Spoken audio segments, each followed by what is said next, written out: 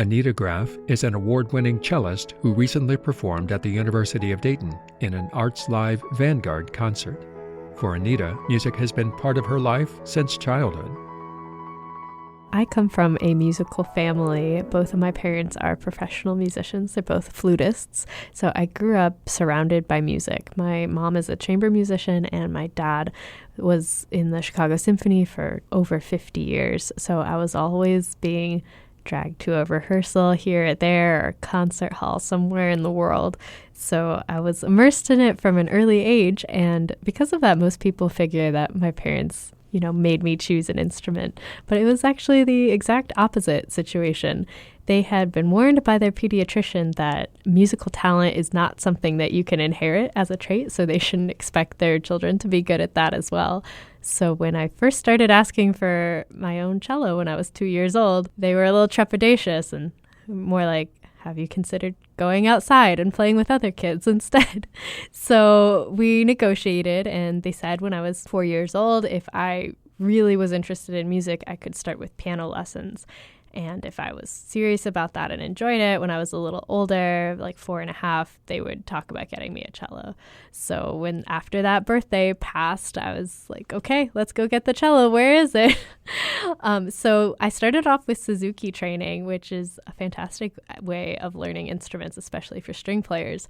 And one of the things they do for the very first lesson for a young child is to give them a sponge or cardboard box of sorts that's shaped like the instrument you're going to play so that you can get used to holding it. So that's what I was given at my first cello lesson. And I guess despite being a pretty mild-mannered kid, I threw an absolute fit, ripped it in half. I was like, you said I could have a cello. This isn't a cello.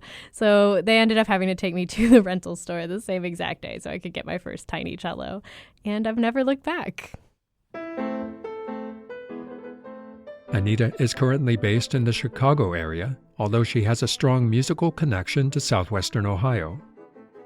I got my master's degree at the College Conservatory of Music at University of Cincinnati. So during my time there, I was playing in the Cincinnati Symphony, and I was also part of what the other students and I used to lovingly call the Freeway Philharmonic. Those of us that would go play in Louisville or Indianapolis, and for so many of us, the Dayton Philharmonic as well. So I used to come up here quite often to play as a substitute musician in the orchestra section. So that was my first time traveling here. And then I got to revisit the area just last year. I performed the Brahms Double Concerto for violin and cello with my brother with the Miami Valley Symphony Orchestra. So that was really special. And here I am again today. It's really fun to have roots and now many friends in this area as well.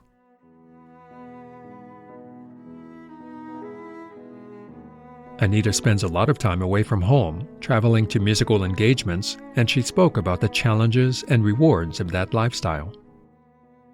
There are definitely sacrifices to sometimes living out of your suitcase, having to be away from your friends and family, sometimes for a week or two at a time.